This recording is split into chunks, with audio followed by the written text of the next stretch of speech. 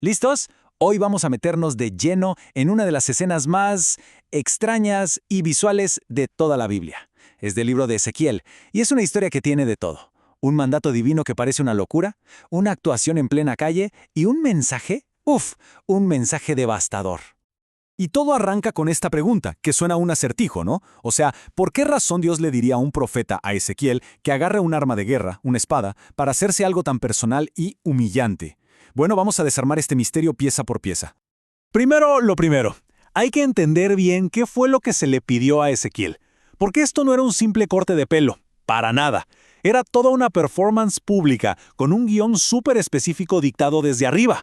Las instrucciones eran súper claras, casi como los pasos de una receta. Paso 1. Consigue una espada bien afilada que sirva como navaja. Paso 2. Afeítate todo, la cabeza y la barba. Paso 3. Agarra una balanza y pesa todo ese cabello con precisión milimétrica.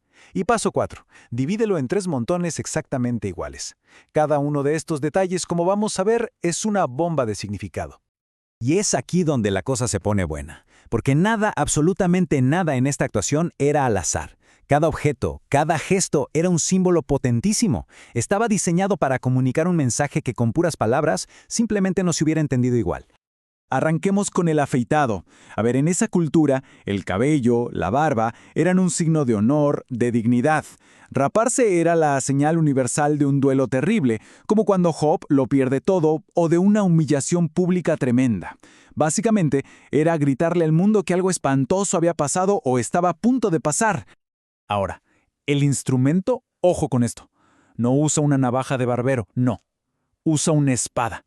Y ese detallito lo cambia todo. El mensaje ya no es solo de tristeza o luto, es un mensaje de juicio violento.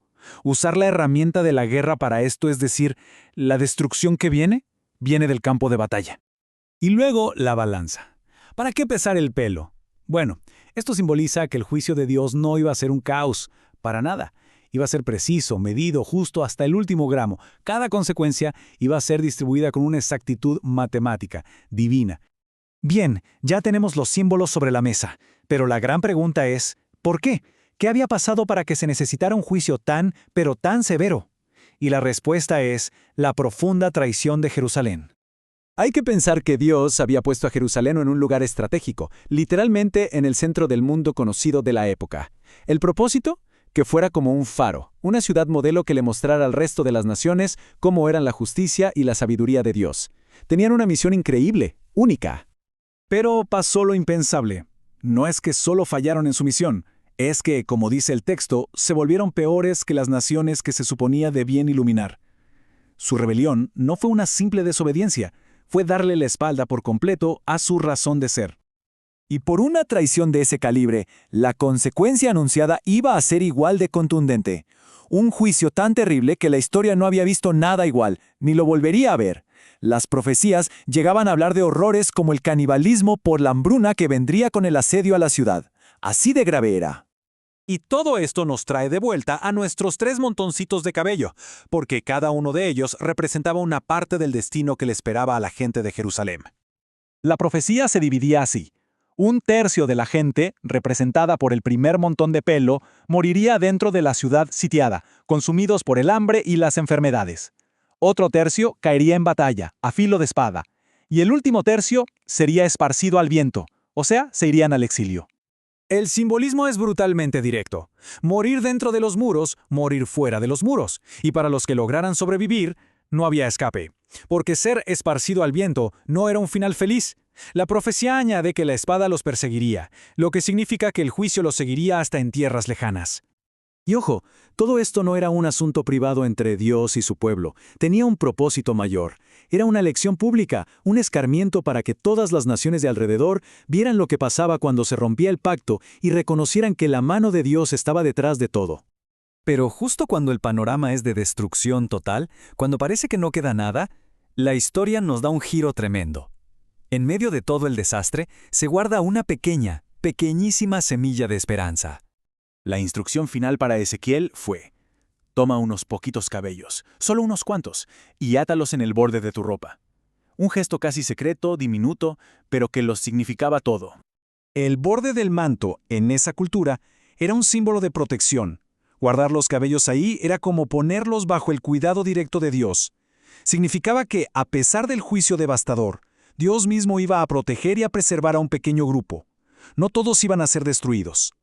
Entonces, la pregunta del millón es, ¿quiénes eran exactamente estos sobrevivientes? ¿A quiénes representan esos poquitos cabellos guardados? El texto nos da un par de pistas. Hay principalmente dos ideas. Una es que se refiere a la gente más pobre que se quedó en la tierra de Judá. Sobrevivieron, sí, pero les tocó una vida durísima. La otra idea es que representan a los que se fueron al exilio, pero que generaciones después volvieron para reconstruirlo todo.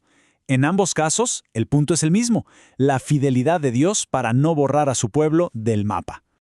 Pero esperen, que hay una vuelta de tuerca más. La profecía dice que incluso algunos de esos cabellos guardados en el manto también tenían que pasar por el fuego. ¿Qué significa esto? Que ser parte de los salvados no era un pase a una vida fácil. Ellos también iban a ser probados, purificados. La misericordia no eliminaba la dificultad. Y esta tensión, esta mezcla de juicio y bondad, es un tema que recorre toda la Biblia. Hay un verso en el Nuevo Testamento que lo resume perfecto. Mira pues la bondad y la severidad de Dios. La historia de Ezequiel 5 es justamente eso, un retrato crudo de esas dos caras actuando al mismo tiempo. Una severidad implacable contra la rebelión y una bondad terca que siempre guarda una esperanza. Así que al final de todo, esa imagen tan rara de un profeta afeitándose con una espada nos deja pensando en algo mucho más grande. No es solo sobre un juicio antiguo, es sobre una naturaleza divina que puede ser a la vez perfectamente justa y radicalmente misericordiosa. ¿Cómo es que esas dos cosas pueden vivir juntas? Esa es la pregunta que se queda flotando mucho después de que el cabello ya fue pesado, quemado y esparcido al viento.